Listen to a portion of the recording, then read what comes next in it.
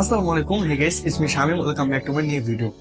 আসলে এই ভদ্রলোক কি করে, তার অফিসের আশেপাশে একটি বাসা ভাড়া নেয়। তো এই বাসায় কিন্তু কেউ থাকতো না, বাসাটি খালি পড়েছিল। বাসাটাতে আশেপাশে কোনো মানুষ থাকতো না।